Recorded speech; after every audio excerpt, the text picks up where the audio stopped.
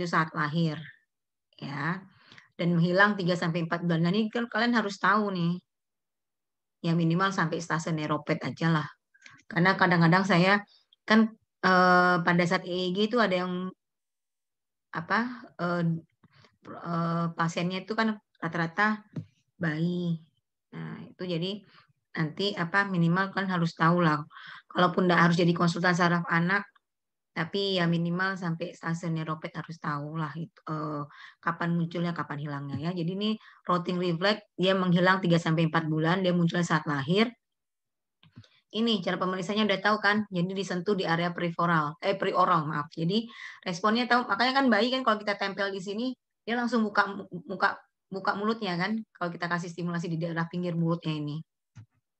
Dianggap negatif, kalau respon itu nggak muncul, kita rangsang dia nggak ada, kita taruh tangan kita di sudut perioralnya dia tidak ada membuka mulutnya, nah itu berarti abnormal, ya. Ya kemungkinan banyak penyebabnya. Kan faktor-faktornya banyak nih, ada prenatal, ada antenatal, ada postnatal. Kemudian refleks menghisap. Menghisap bahasa Inggrisnya apa? Sucking. Sucking refleks kan. Jadi dia kalau pada anak-anak, pada bayi maksud saya, itu perlu ya refleks ini. Dulu waktu saya di Kuala Lumpur, saya ngambil konsultan saraf anak, pokoknya setiap neonatus infant sampai umur 2 tahun lah. Jadi kita tes itu, tapi kita sterilkan dulu tangan kita, kemudian kita masukin, kita mau lihat menghisapnya kuat apa enggak. Ini kalau pakai tangan kita, tapi kalau misalnya jadi dilihat hisapannya kuat apa enggak, ya. Ini asymmetric tonic neck reflex. Jadi dia pada saat lahir juga menghilang 4-6 bulan. Cara pemeriksaannya bayi ditelentangkan, kemudian diputar kepala ke salah satu sisi dan tahan selama 15 detik. Responnya, ekstremitas sisi wajah akan ekstensi dan fleksi pada sisi berlawanan. Ya, ini udah ngerti kan? Jadi diputar ke salah satu sisi dan ditahan sebentar 15 detik. Kemudian akan terlihat sisi wajah dia akan ekstensi dan sisi yang sebelahnya akan fleksi, sisi yang berlawanan. Dia akan menghilang 4-6 bulan. Kalau tetap ada, berarti itu ada apa-apa pada susunan saraf pusatnya. Kemudian palmar Grebs atau palmar Grebs reflex. Apa nih bahasa Indonesianya? Menggenggam ya, Dok? Ya. Ya, refleks menggenggam ya. Makanya pada saat kan sering tuh bayi-bayi waktu kalau misalnya kita lihat diri bayi, kita pegang tangannya kuat dia menggenggam kan. Bayi-bayi umur 3 bulan, 4 bulan. Tuh. Dia ini yang punya anak bayi bisa dipraktekkan ini. Dia ada pada saat lahir, kemudian menghilang 3-6 bulan. Jadi caranya itu letakkan dan tekan jari telunjuk pada telapak tangan bayi, responnya dia akan menggenggam atau fleksi seluruh jari. Kalau di atas 6 bulan menetap, tetap kita curiga pasti akan ada apa-apa pada susunan saraf pusatnya, terutama kalau pada anak-anak itu kita lihatnya substansia gray matter sama white matter. Kebanyakan anak-anak terganggunya pada white matter. Makanya kalau pada anak-anak kita CT scan kurang memberikan informasi yang cukup ya. Kalau untuk gray matter sama white matter, kita biasanya MRI kepala. Kemudian ada dagalan refleks. Dia muncul saat lahir, menghilang 2 bulan. Jadi caranya, jadi bayi itu ditungkupkan atau prone position. Prone position itu posisi apa namanya itu kalau tentara-tentara tuh posisi merunduk ya gitulah pokoknya. Jadi ditelungkupkan bayi, ditekan 2-3 cm dari tulang belakang dengan menggunakan jari, maka bayi akan fleksi ke arah stimulus. Dia kalau di atas 6 bulan, yaitu berarti ada sesuatu di SSP-nya. Kalau dia tidak ada respon yang tadi fleksinya itu, berarti ya abnormal. Stepping apa bahasa Indonesianya? Melangkah, dokter. Melangkah. Ya, dia juga munculnya saat lahir. Nah, ini cepat menghilang ya, 6-8 minggu. Caranya kaki bayi disentuhkan di permukaan meja pemeriksa. Bayi biasanya akan responnya akan melangkah. Ya. Posolimorefleks. Saat lahir dia menghilang 4 minggu, pada usia 4 minggu, ketuk secara perlahan di pelantar kaki di antara jari kedua, jari keempat. Responnya fleksi tonik jari kaki pada sendi metakarpal. 1. Nah, ini Babinski menghilangnya pada usia 18 bulan. Dia adanya pada saat lahir. Ya, Babinski hampir sama. Bukan hampir sama, memang sama persis. Ya.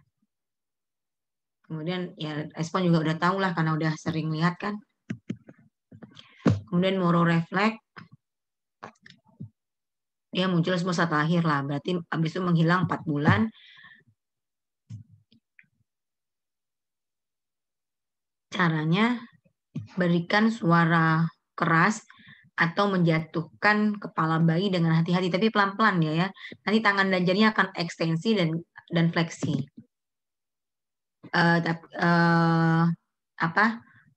Yang menjatuhkan kepala bayi itu posisi bayinya tetap kita, jadi nggak ada ininya ya, nggak. Kalau ada ini sih saya praktekkan langsung bisa. Jadi, tapi pelan-pelan ya, jangan nanti kan jatuhin gitu nanti jadi trauma kepala. Atau memberikan suara keras bisa juga.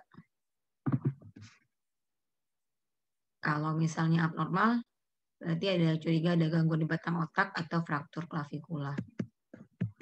Ini yang untuk refleks fisiologis.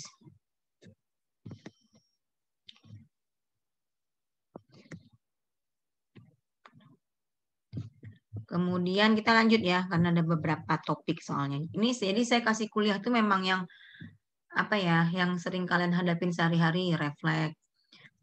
Kalau nanti pas mendalamnya pada saat kalian stase di neuropediatri.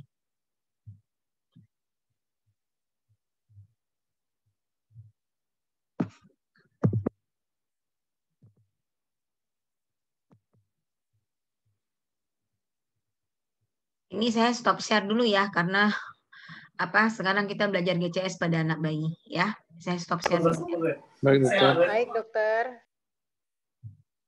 Udah saya stop ya tadi ya.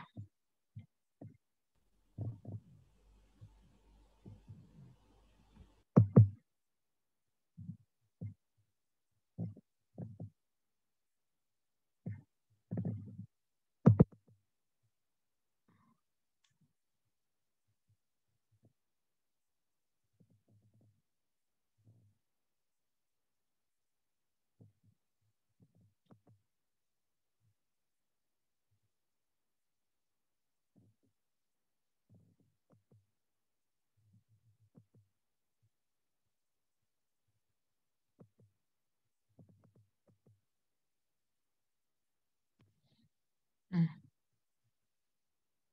ini kan harus hafal mati nih, karena kan kasusnya kalau di IGD kan trauma kepala kadang-kadang pada anak bayi ada, pada anak yang batita ada anak balita ada, tapi kalau di atas 5 tahun itu udah sama dengan kita usia dewasa GCS-nya.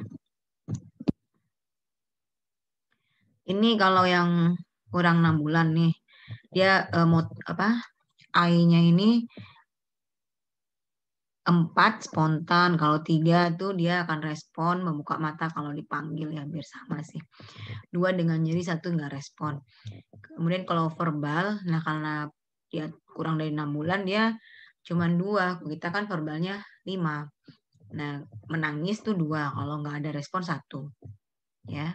Kemudian dalam respon motorik, kalau 1 fleksi, 2 ekstensi, 1 tuh nggak ada respon.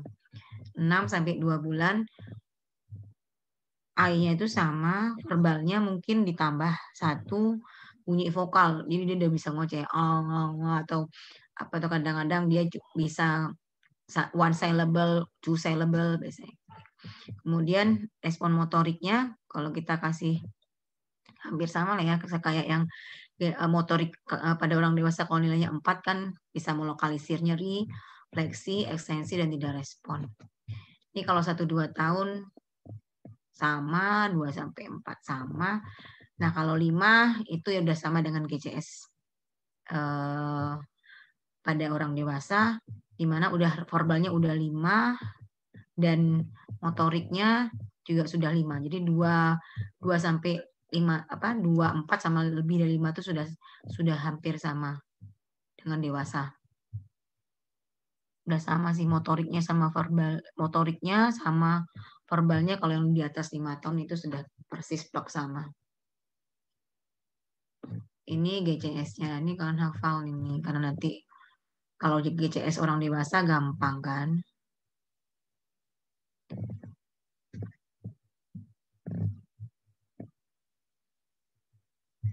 Bentar, ini saya stop share lagi ya. Sekarang kita belajar ke cairan.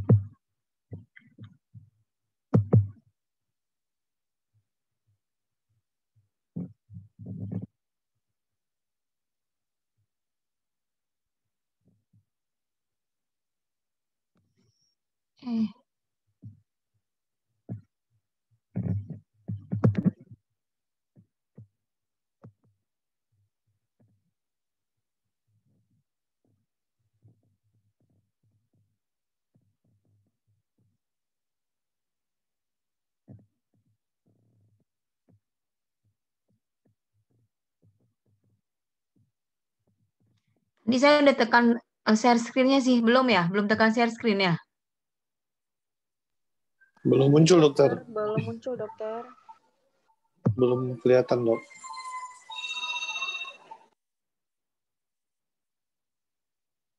Ada di bahannya ya.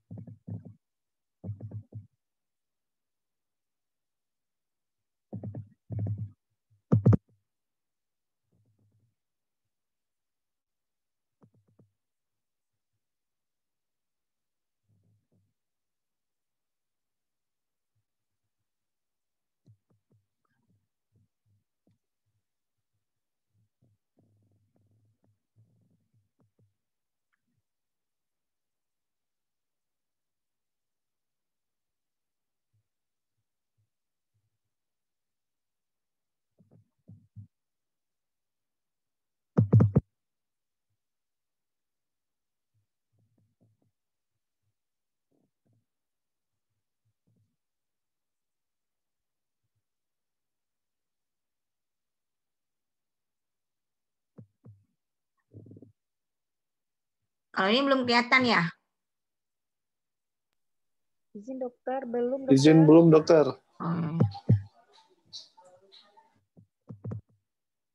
Oh, bukan ini, salah.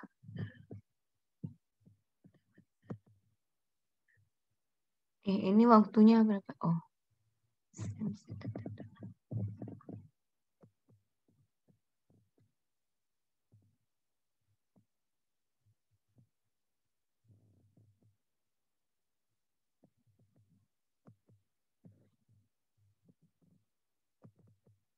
Komposisi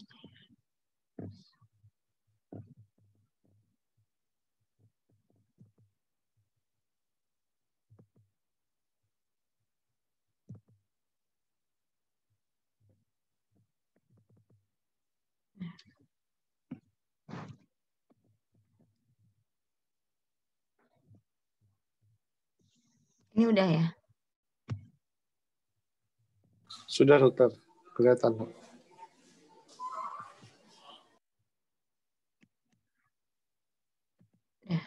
Jadi ini komposisi cairan infus. Terapi cairan itu ada kita gunakan pada saat resusitasi, ada yang kita gunakan pada reumatan. Kapan, apa itu reumatan, apa itu resusitasi? Gunawan. Ya, izin dokter. Hmm. Kalau misalkan resusitasi itu saat keadaan shock, dokter, saat segera harus dilakukan, dokter. Kalau reumatan itu untuk per 24 jamnya, dokter, tetes maintenance-nya, dokter. Izin, dokter.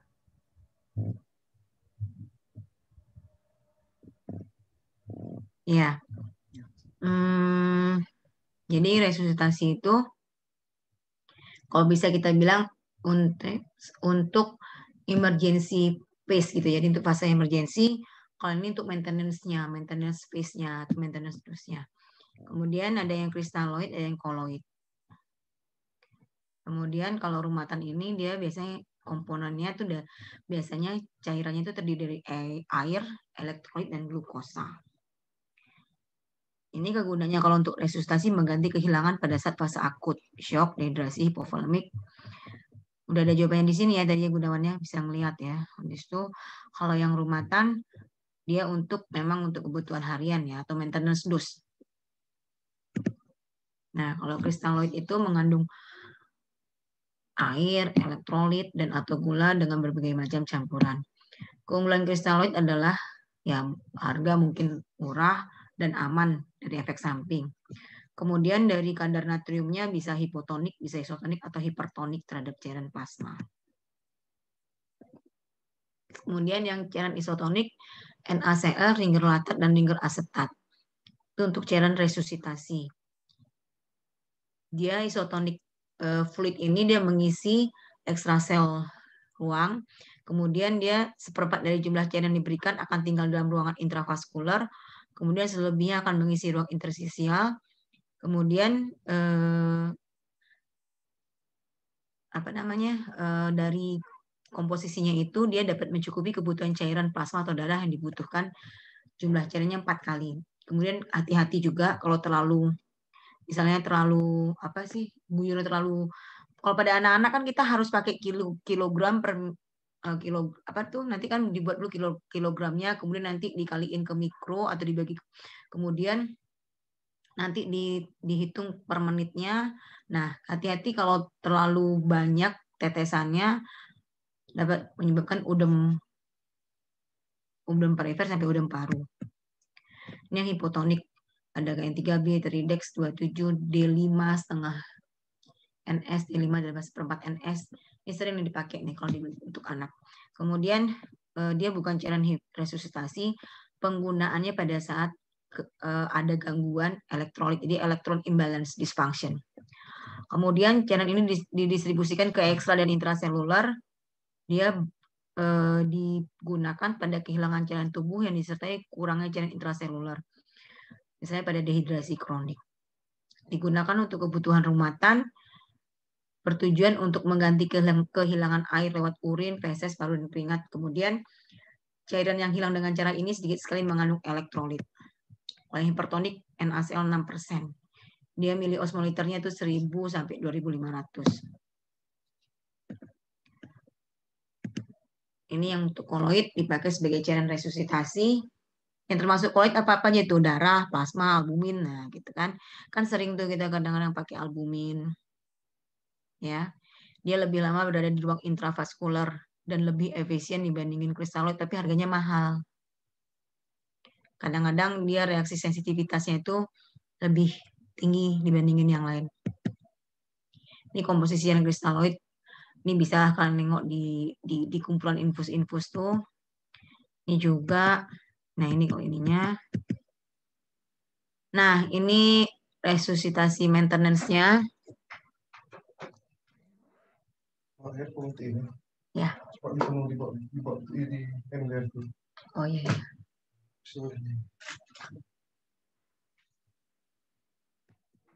Ya. Nah, ini pemberian cairan rumahan pada anak.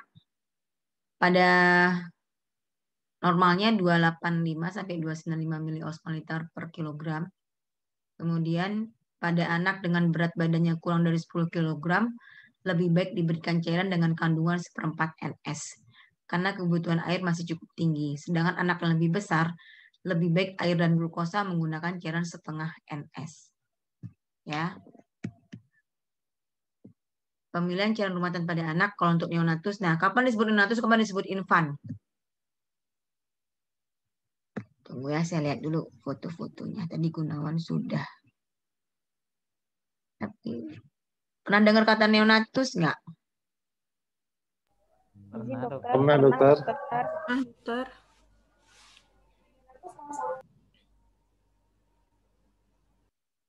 Infant kapan disebutnya? Patokannya dari umur berapa? Dari umur berapa sampai berapa itu infant?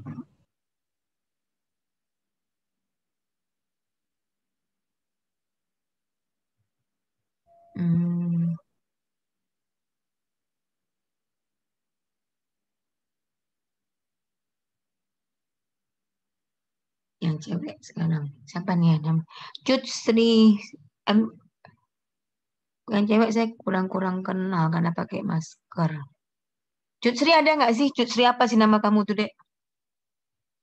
Sri Rahmawati, dokter.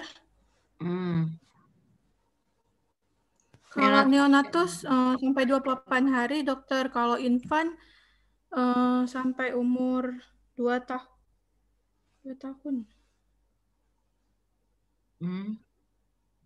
Sampai usia 3 bulan, dokter. Bentar. Nengok tuh di WHO. Kalau mau searching WHO terbaru. Infan 1 sampai 2 tahun, dokter. Neonatus itu ada yang bilang 0 sampai 28 atau 0 sampai 30 hari itu ada. Neonatus infan lebih 30 hari. Infan 1 sampai ya, dokter.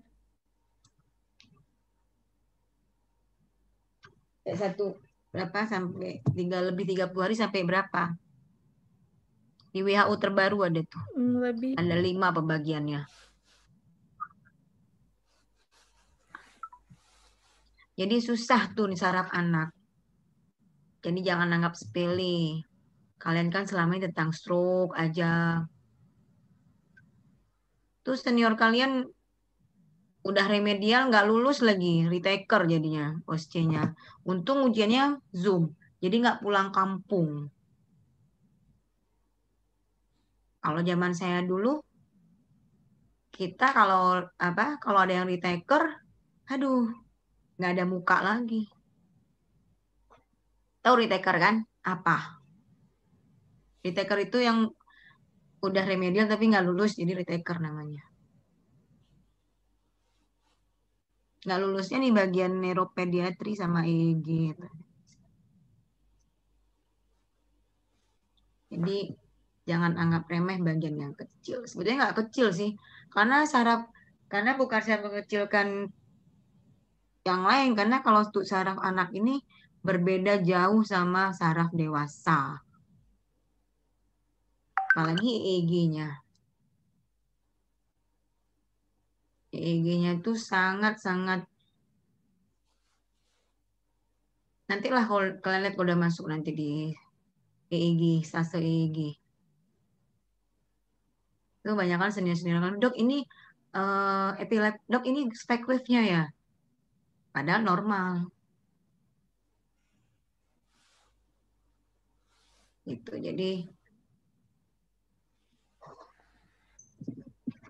jadi apa ya namanya,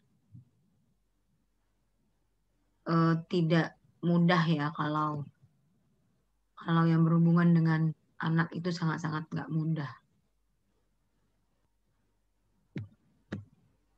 Jadi ya jangan disepelein. Tadi berapa? Neonatus dari lahir sampai dengan 28 hari, dokter. Terus Ada yang bilang 30 sih, kurang dari 30. kalau bayi 0 sampai dari lahir sampai 12. Infan. Nggak ada bayi itu Indonesia. Neonatus, infan, pembagiannya gitu tuh. Infan berapa? Infan sampai 0 sampai 1 tahun, dokter. Dari lahir hingga 1 tahun. Neonatus kan dari 0, neonatus kan itu 0 sampai 28 hari. Iya, dokter. Hmm. Dari 28 hari sampai 1 tahun itu infan, dokter. Nah, jadi kok tadi kamu bilang dari baru lahir. Udah, habis itu nanti lihat lagi tuh ya, WHO terbaru ada 5 tuh. Iya, Saya nggak mau dokter. ngasih tahu, saya tahu. Karena saya udah buat, itu penelitian saya sudah publish di apa tuh yang punyanya Jenal Bidin, saya lupa. Di situ saya buat ada pembagiannya. Ada 5 di WHO terbaru. Kemudian ya jadi kalau untuk neonatus yang paling aman, maksudnya memang drug of choice-nya, bukan drug ya, fluid of choice-nya itu untuk first line-nya ya glukosa 5-10%. 1 bulan sampai 2 tahun infus 41, lebih 2 tahun infus 21. Kalau dehidrasi disarankan cairan isotonik RL dan NaCl. Kemudian dipantau ketat itu urin outputnya, elektrolitnya ada perbaikan nggak, before dan after fluid terapi gitu ya. Ini indikasinya. Dah, ini asring. Ini saya tanya, kalau pada gimana bilangnya ke kaliannya? Kalau pada injury, mau injury apa aja lah, mau dia vaskular, mau trauma, boleh nggak pakai RL? Kalau boleh, kenapa alasannya? Kalau enggak, kenapa alasannya?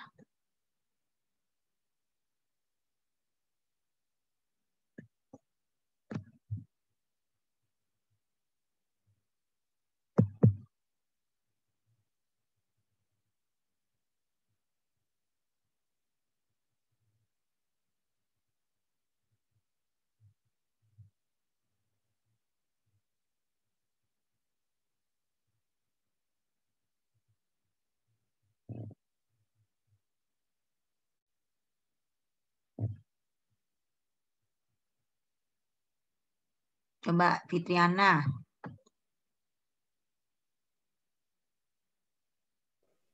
Ya, dokter. Tadi pertanyaan saya. Biasa kalau trauma menggunakan NaCl, dokter, yang 0,9%. Enggak, yang saya tanya, jawab yang saya tanya.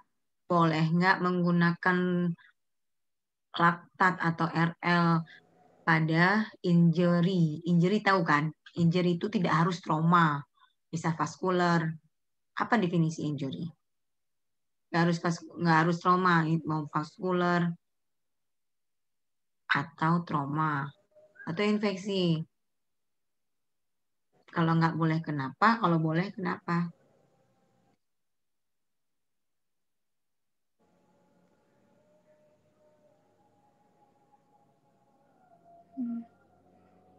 Oke.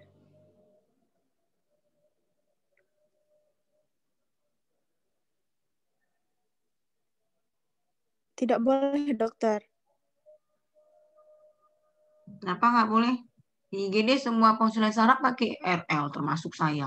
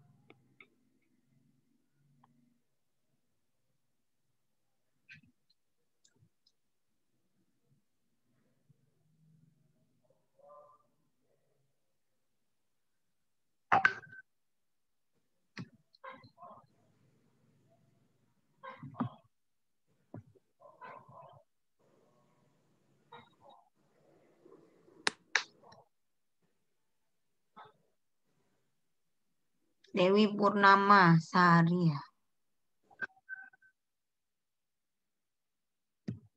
Kenapa? Ayo.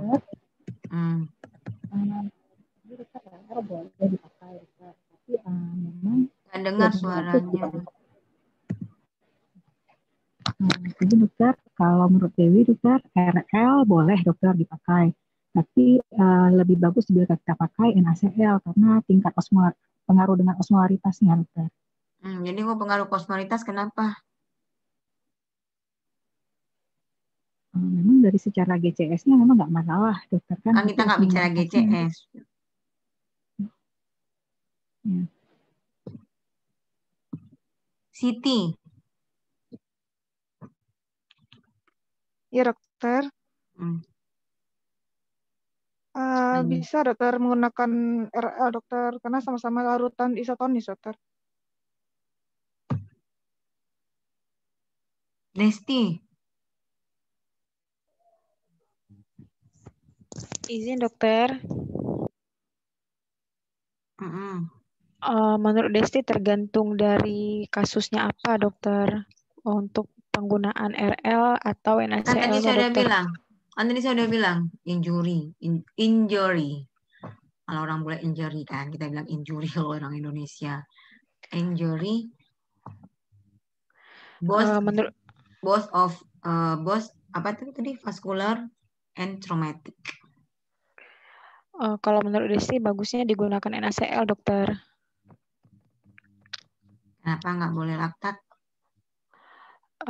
Karena ditakut. Itu di IGD semua pakai kan semuanya?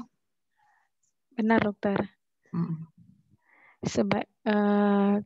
Tidak boleh karena pada yang misalnya injury yang kan terjadi stres jaringan dokter, jadi bisa memperparah dokter.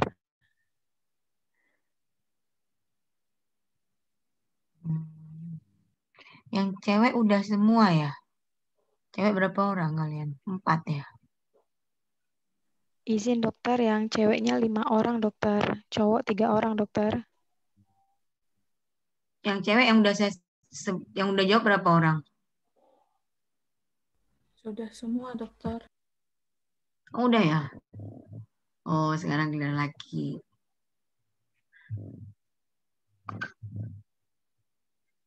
Jawab dokter. Ona. Siapa yang jawab? Siapa yang mau jawab? Ona dokter. Izin dokter.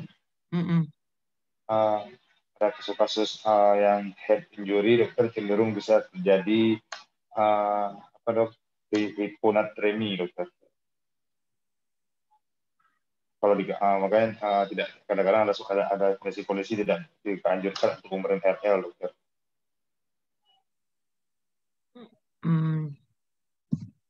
Udah Ona, udah karena takutnya ada terjadi hiponatremi. Jadi ke elektrolit perginya. Ya udah. Sekarang Kavi, nah the last man. Izin dokter. Ya. Menurut Kavi boleh dokter diberikan kan sama-sama kristaloid dokter diberikan RL. Tapi dilihat pasiennya ada hiperkalemia apa enggak dok? Karena RL juga banyak kaliumnya dok. Tergantung dari hasil kita lihat juga nanti kalau untuk resusitasinya dok, RL tuh bisa dipakai, bisa digunakan kalau memang kaliumnya tidak hiperkalemi dokter. Ya udah. Jadi makasih ya udah memberikan jawaban dari sudut pandang yang berbeda semua.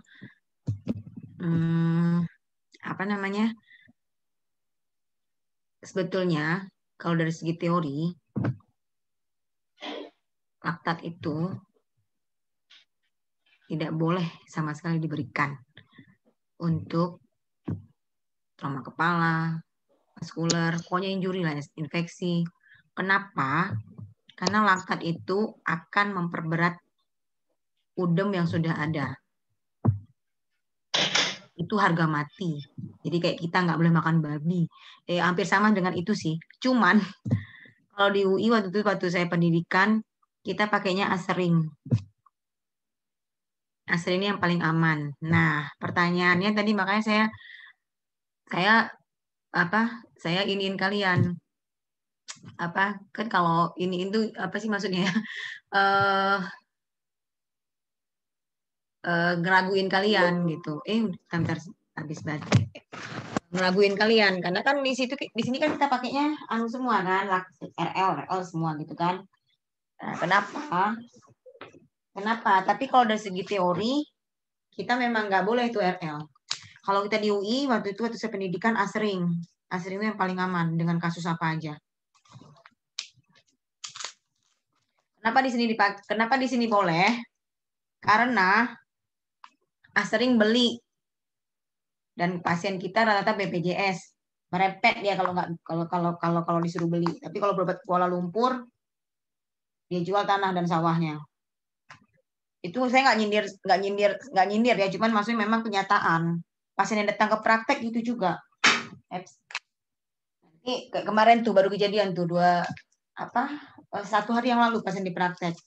Dia udah dibilang sama dokter mata di sini, bentar ya, Kak, saya dikasih uang 15 juta pun saya nggak mau operasi. Karena kata bapak sudah memang rusaknya parah ya, jadi udah kematian jaringannya sudah banyak. Nah, waktu dia itu terakhir dia namanya mungkin manusia ya berusaha jadi ke Pineng. Bentar ya, saya colok.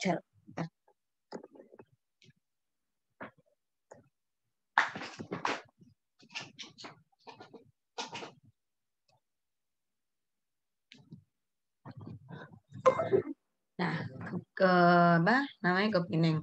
Terakhir di Pineng ada sih memang perbaikan 2 bulan, tapi setelah tuh semakin lama semakin turun visusnya sampai sekarang dia cuma bisa melihat lambaian tangan. Terakhir dia bilang ke saya, berarti dok betul juga dokter kita di Aceh ya dok, karena kemarin itu dokter ini dia sebutin namanya, dia nggak mau dikasih uang 15 juta juga nggak mau mengoperasi bapak bilang gitu. Jadi gitu, karena kan orang kita, itu maksud saya. Jadi karena kan kalau kita kan kalau ada BPJS, memang berharap sepenuhnya pada BPJS. Nah, Asring ini yang paling aman. Nah, Asring ini beli dan enggak ya lebih mahal dibandingin yang RL sama NaCl. Itu. Jadi terpaksalah kita pakai itu RL-nya. Padahal kalau dari segi teori itu nggak bagus. Akan memperberat udem. Gitu.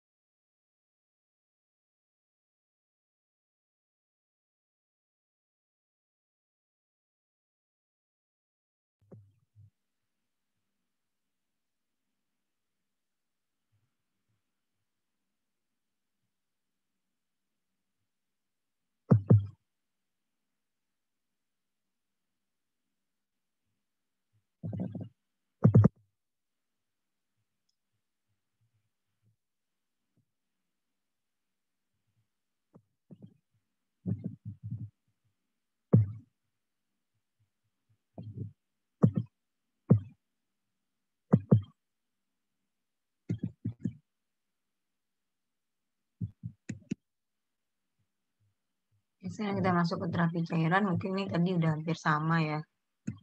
Nah, ini kebutuhan cairan, hitung-hitungan kita. Neonatus aterem, apa itu aterem?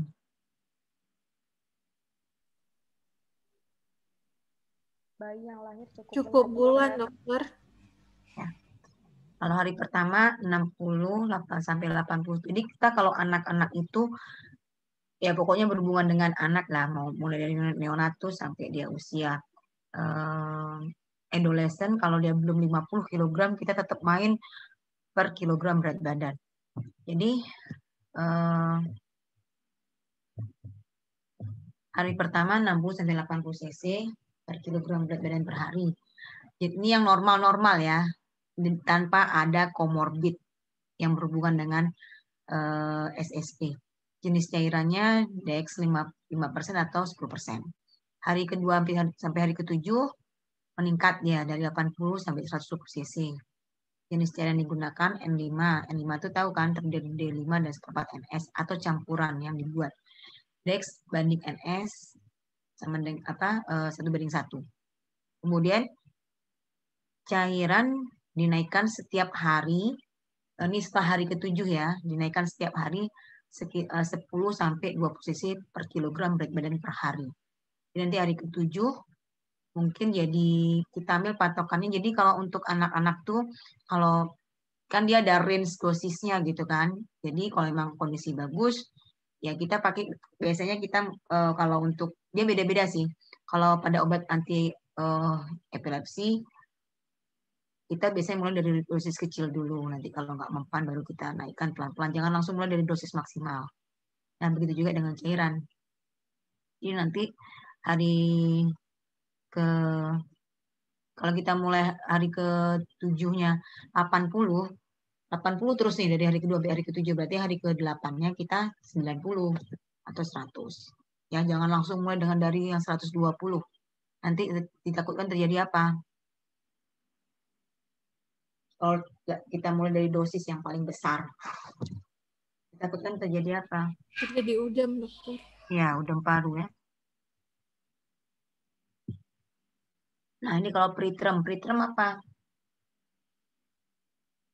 Tidak cukup bulan, dokter. Cukup bulan, dokter. Lahirnya tidak cukup bulan. Nah, ini kalau 1 sampai 3 hari pertama, hari ketiga berat badannya kurang dari 800 gram. Disebut BBLR berapa tuh? Ini nggak berhubungan dengan apa sih maksudnya? Ini saya nanya, kapan disebut berat badan lahir rendah? Kurang dari 2.500. Ya. Jadi hari pertama sampai hari ketiga berat badannya kurang dari 800, itu kita harus hitung cc per kilogram berat badan per harinya.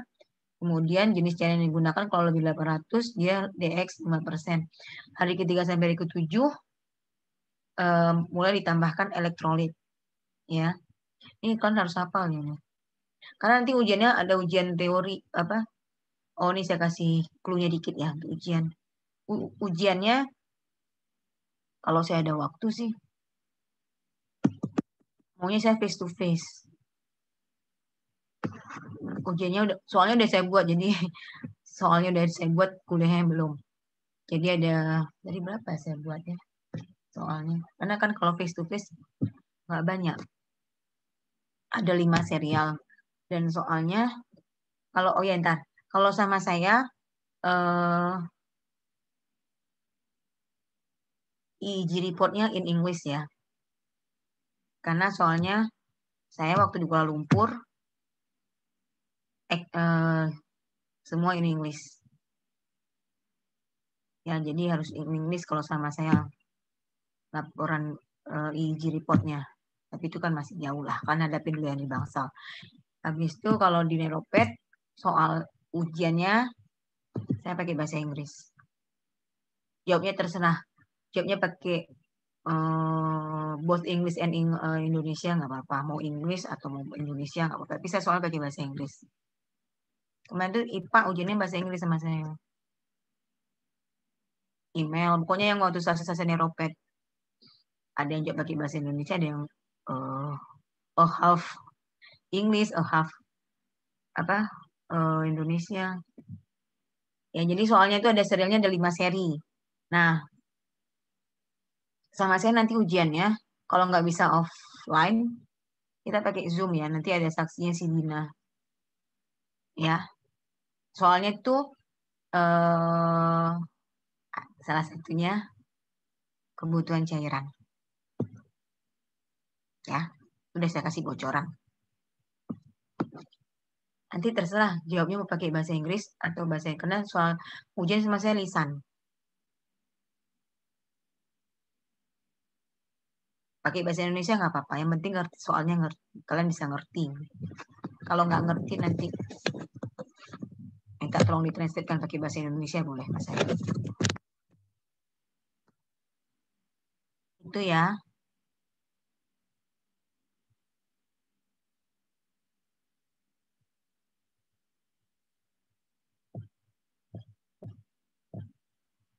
Kok nggak ada yang jawab? Baik, Baik, dokter. Udah dikasih bocoran, banyak jawab bukan. Terima kasih, dokter. Terima kasih, dokter. Dokter. Jadi kalau hari pertama, hari ketiga, tadi mana ya, kebutuhan cairan dinaikkan hampir sama tuh, 10-20 cc per kilogram berat badan per hari. Nah ini kalau aterem dengan berat badan, misalnya contoh nih, nah itu aterem berat badan 3 kilogram. Nih tadi, kebutuhan hariannya 3 kali 60 cc kan, tadi kan 180 cc, konversi ke dalam tetesan, 180 kali 15 kali 4, ekuivalennya dengan 8 tetes per menit. Catatan 1 cc sama cc itu sama dengan mili. 15 tetes makro. Kalau dimikrokan itu jadi 4 tetes mikro. Ya. Ini kebutuhan rumatan, ini yang maintenance fluidnya 10 kg pertama 100 cc. 10 ini kita mainnya per kilogram ya, per kg ya. Per kilogram berat badan. Habis itu 10 kg berat badan kedua 50 cc. Selebihnya nanti bisa kita naikkan 10 sampai 20. Bentar, nih contoh soalnya. Dan lihat tuh sendiri, kalau saya baca nanti kalian enak kali ngantuk kalian nanti.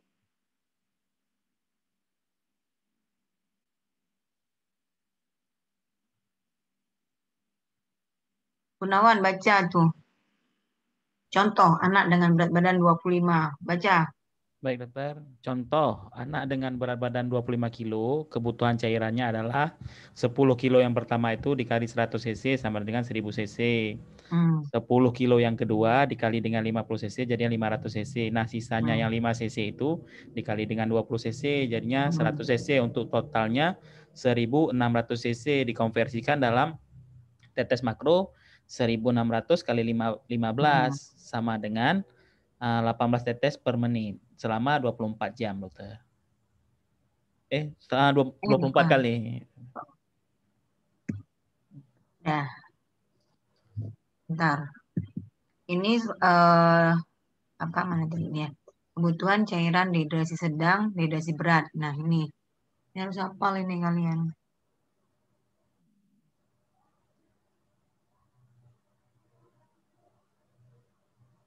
Ona baca Ona.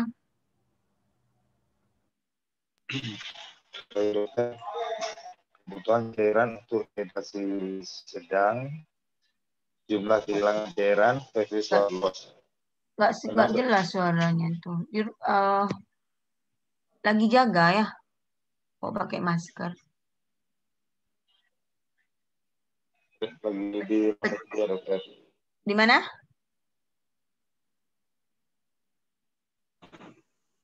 Lagi di Pertamedika ya? Enggak, dok. Di Mina 2, dokter. Oh ya udahlah. Emang di mananya nih? Di kamar itu ya? Kamar PPDS-nya ya? Di sampingnya, dokter, sampingnya yang ada meja-meja lemari itu, dokter. Oh ya udahlah, nggak usah buka masker. Sedikit di rumah. Yaudah, kalau pakai masker agak pecah. Yaudah, ulang lagi.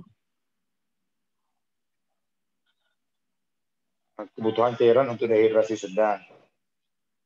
Previous water loss 6-10% berat badan atau rata-rata 8% berat badan. Kebutuhan cairan rumatan ditambah PWL, previous water loss. Kemudian konversi ke tetesan. Untuk contohnya anak dengan berat badan 10 kilo. Untuk rumatannya 10 kali 100 cc sama dengan 1000 cc. Untuk PWL-nya 8% kali 10 kg sama dengan 0,8 kg. Jadi cairan yang diperlukan 800 cc. Jumlah kebutuhan cairan 1.800 cc dikonversi ke tetesan makro 1.800 per 96 sama dengan 20 tetes per menit. Selanjutnya, observasi bila telah dehidrasi kembali ke tetesan rumatan. Untuk dehidrasi berat, yang diberikan jenis cairan kristaloid,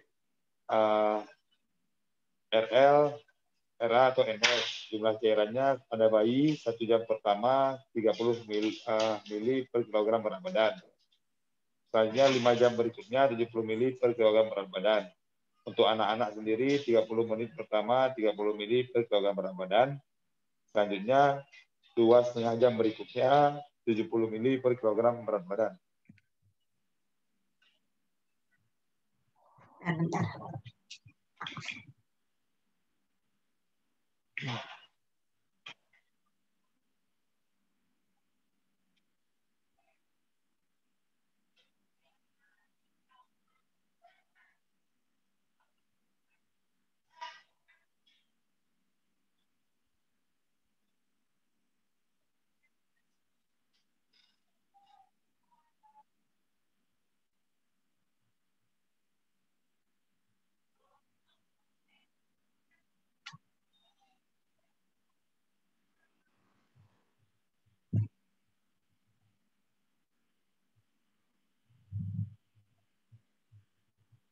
Sebentar ya.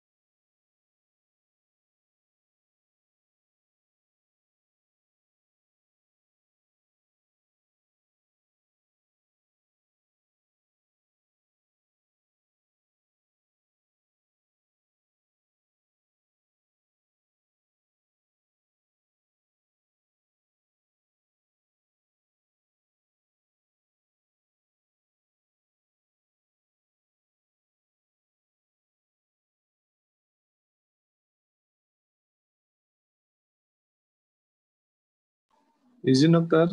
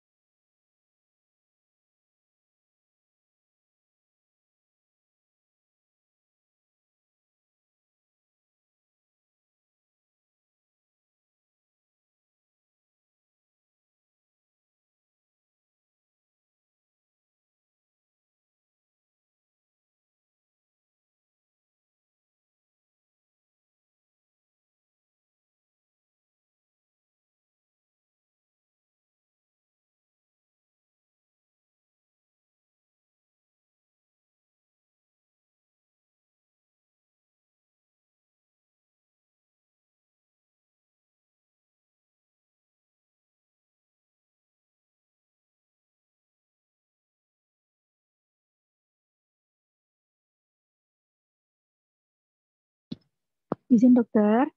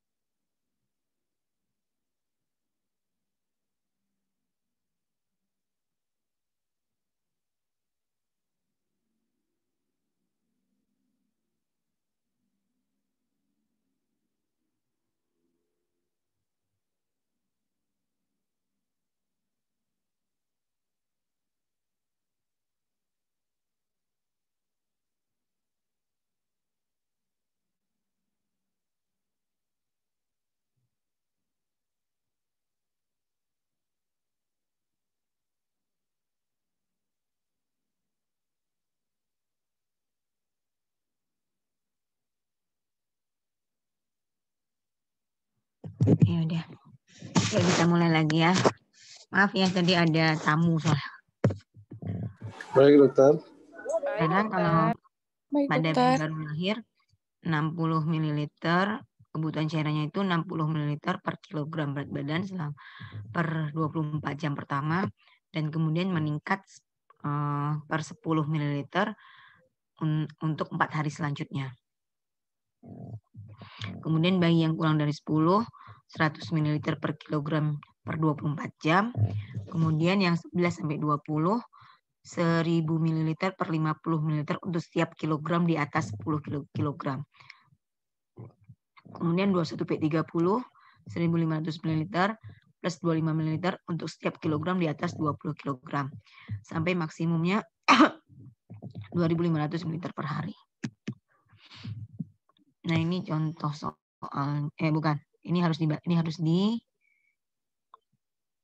ini mau nggak mau memang harus di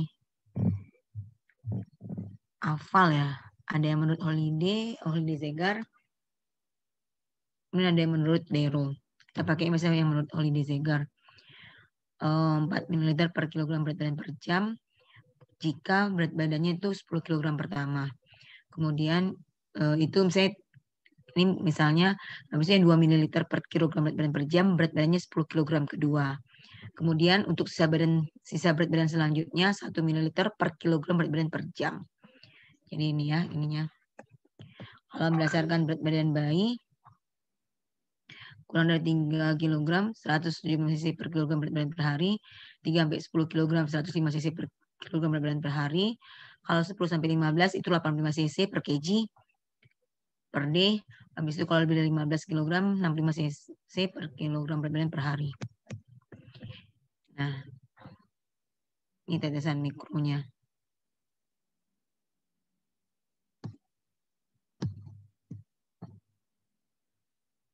Jadi ini apa namanya itu di hafal ya. Jadi jumlah cairan yang diberikan kali tetesan, ini konstanta ini atau nilai yang tetap per lama pemberian kali 60 menit.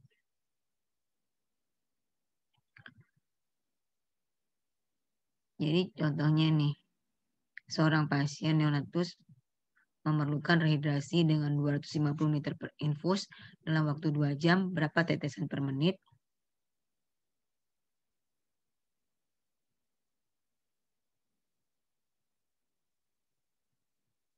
Nah, ini jumlah cairan kan tadi dia memerlukan 250. Tetesan tadi kan ini konstan 60. Dibagilah pemberian waktunya kan tadi 2 jam kali 60. Dapatnya 125 cc per menit.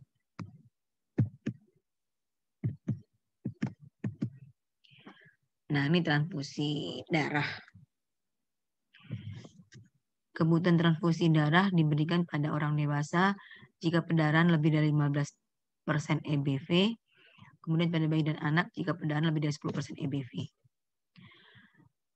EBV itu estimated blood volume. Kemudian pada jumlah darah dihitung berdasarkan estimated blood volume. EBV neonatus 90 ml per kilogram berat badan, EBV bayi 80 ml per kilogram berat badan, EBV anak dewasa 70 ml per kilogram berat badan. Rumusnya kilogram berat badan kali EBV kali jumlah perdarahan. Nah itu.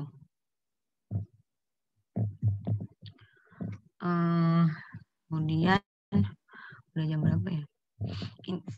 Saya tuh neuro oftalmologi juga ada ya? Ada dokter. Iya dokter.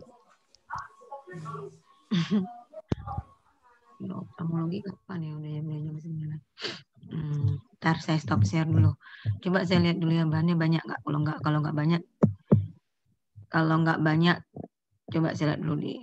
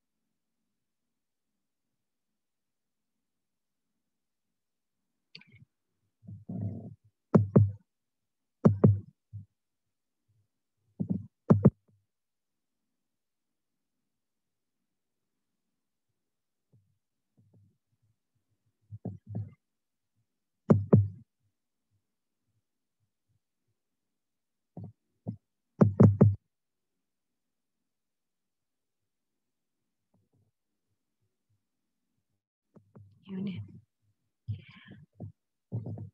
Kita ini ya saya kasih yang sering-sering kalian jumpai.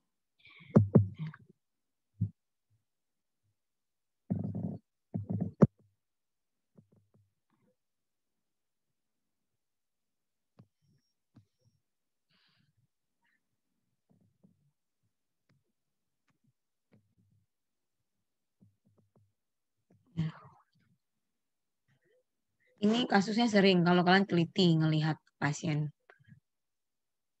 dengan neurooftalmologikis.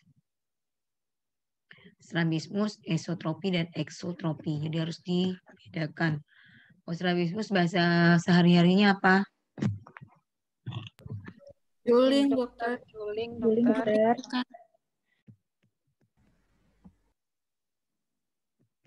Jadi kalau strabismus itu definisinya penyimpangan posisi bola mata yang terjadi karena ada syarat-syarat penglihatan binokular yang normal tidak terpenuhi.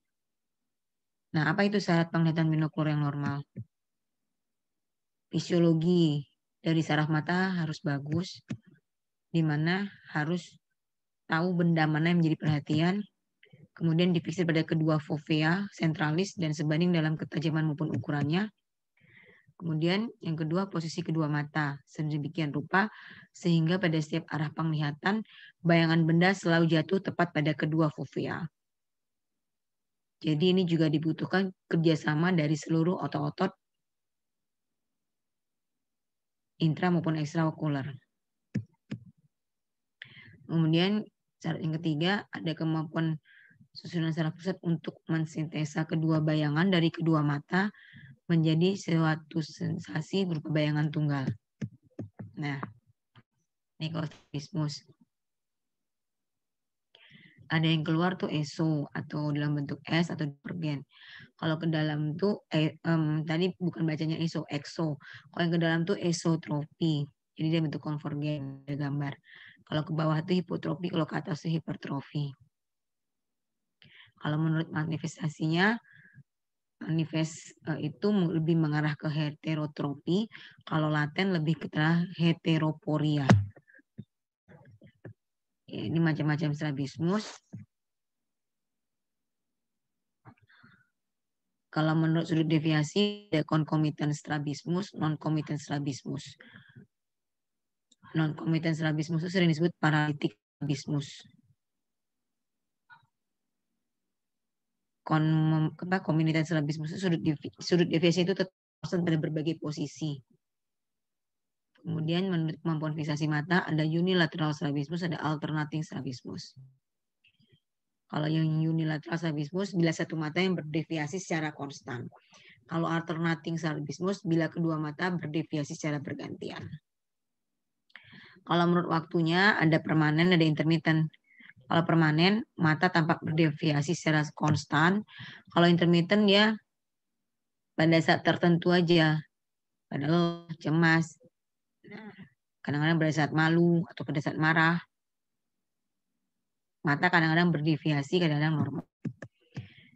Nah, kalau untuk otot ekstraokuler ini ada 4 otot, yang rectus, musculus rectus medialis, musculus rectus superior, musculus rectus inferior, musculus rectus lateralis. Otot obliquus ada obliquus superior, ada obliquus inferior. Nah, ini nervasnya pasti kan harus tahu tuh nervus 3 mempersarafi apa, 4 apa, 6 apa mempersarafi otot apa, ya. Kemudian ini yang tadi, sekarang kita masuk ke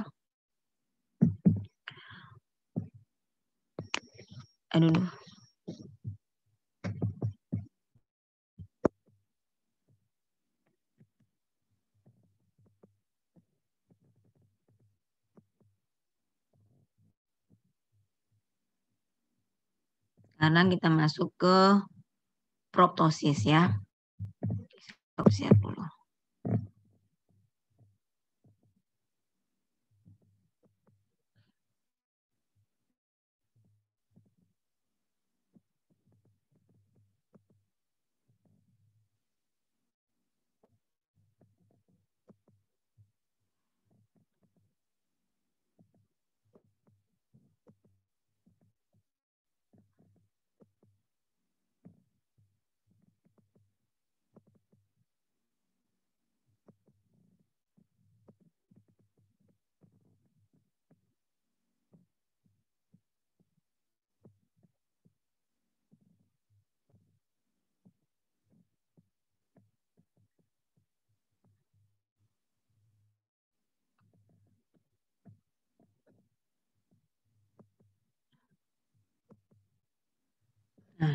proptosis.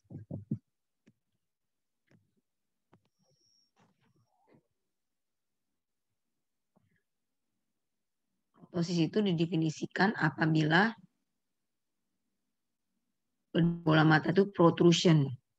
Jadi forward protrusion. Jadi dia dan lebih dari 21 mm atau lebih dari 2 mm dan dia asimetri di antara dua dua mata. Nah, itu dikatakan proptosis ya, seperti ini nih. Dia ada yang exophthalmos, ada yang enophthalmos. Kalau yang exophthalmos sudah tahu kan, itu biasanya dia ngarahnya ke gangguan tiroid itu biasanya. Enophthalmos itu ada retro displacement dari mata, jadi masuk ke rongga mata. Ada juga pseudoproptosis. Jadi jangan, ini biasanya sering disalahartikan ya. Bisa terlihat ya, mirip maksudnya ya, mirip pada keadaan ophthalmos, high myopia, contralateral ptosis, contralateral ophthalmos. Ini klasifikasinya, ada unilateral, ada bilateral, ada akut, ada acute, ada intermittent. Nah, ini kalau yang unilateral dengan bilateral.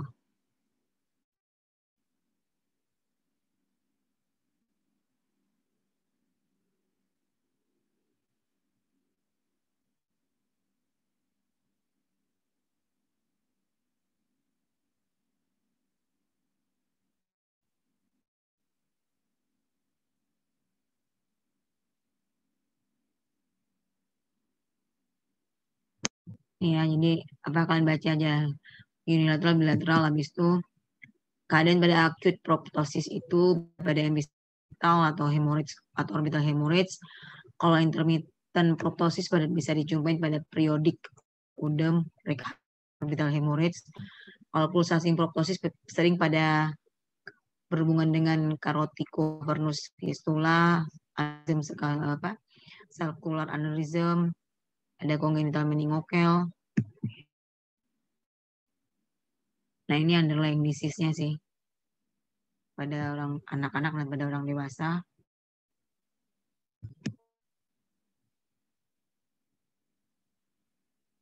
Ini pola dari yang ruang lingkup orbita itu menjadi ada inflammatory effect, mass effect, vascular change, infiltrative change. Nah, ini algoritma untuk kalau kita jumpain kasus proptosis. Pertama ya anamnesa lah, anamnesa itu past illness, history of present illness, baru masuk ke kita ke PF okularnya, kemudian lihat systemic examination-nya, kemudian lihat inspeksi proptosisnya, kemudian nanti kalau sudah tegak yang imaging, biasanya MRI sih, jarang kita CT scan. Kemudian bisa dikonfirmasi dengan ya. Ini kita karena kendala kita kalau di NO itu ada alatnya ya, dan kita selama ini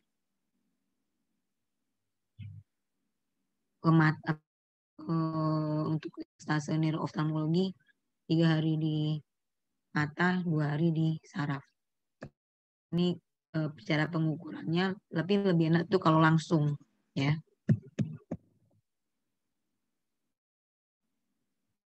Clinical methods of for prevention of proptosis. Tapi kita nggak sampai segini lah. Tahu aja kan itu proptosis, kemudian funduskopi, kemudian apa aja faktor-faktor yang menyebabkan itu udah bagus. Ini cara-cara mengukurnya. Ini pada mata sih biasanya. Kita waktu di sana juga nggak ngelakuin, waktu di NO di UI nggak ngelakuin ini kita. Nah, ini systemic examination, misalnya kita periksa kelenjar tiroidnya, ada primary tumornya apa enggak, periksa ENT examination-nya. Nah, ini kalau untuk lab, kalau curiga tiroid ya periksa T3, T4, TSH, dan lain-lain. Imaging-nya. Ini histopatologinya apa? FNAB atau incisi biopsi.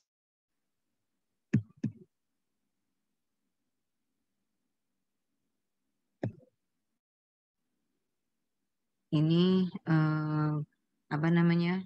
Misalnya proptosis yang cepat onsetnya ini pada usia pertengahan, wanita usia pertengahan tuh bisa kalian baca tuh.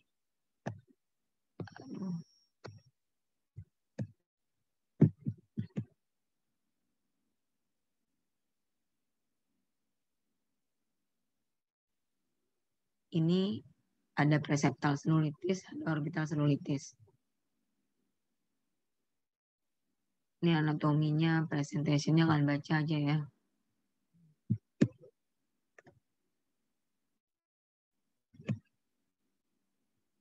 Nah, ini idiopathic orbital inflammatory disease atau pseudotumor. Thyroid exophthalmopathy. Aduh, suaranya udah serak. Sedikit lebih banyak pada laki-laki kalau pseudotumor. Kalau tiroid lebih banyak pada wanita. Selalu U per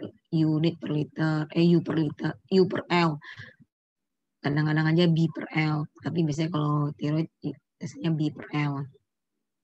Kalau ini tidak ada sistemik, tidak ada gangguan sistemiknya. Kalau ini ada, ya. Selebihnya kalian baca sendiri di CT scan-nya.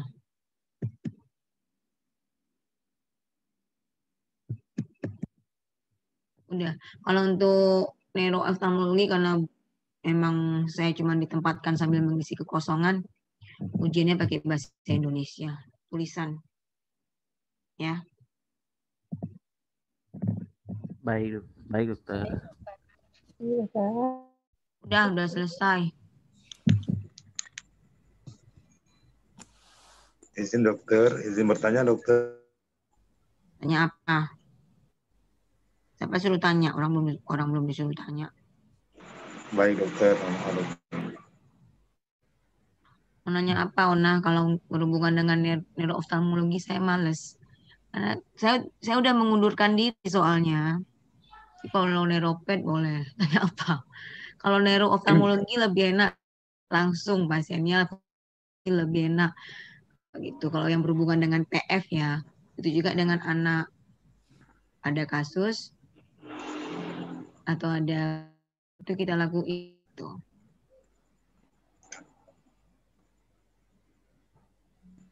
Nanti kalau neuropet itu kelihatan ini semua tuh apa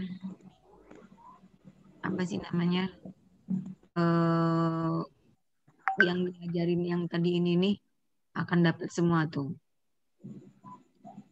pada pasien anak bayi.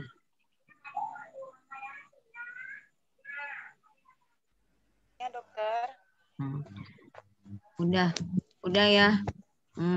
Apa namanya? Kuliahnya udah selesai ya. Gak ada terima pertanyaan, ngantuk saya soalnya. Tadi saya Zoom juga sama promotor S3 saya soalnya banyak tugas ya. Jadi nanti Baik dokter. Kalau mau nanya nanti pas sudah di neuropet, kalau udah baca dulu jangan otaknya kosong nanya.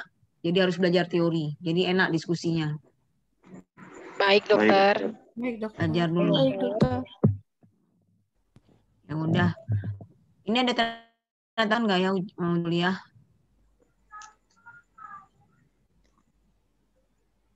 Ada tanda tangan nggak?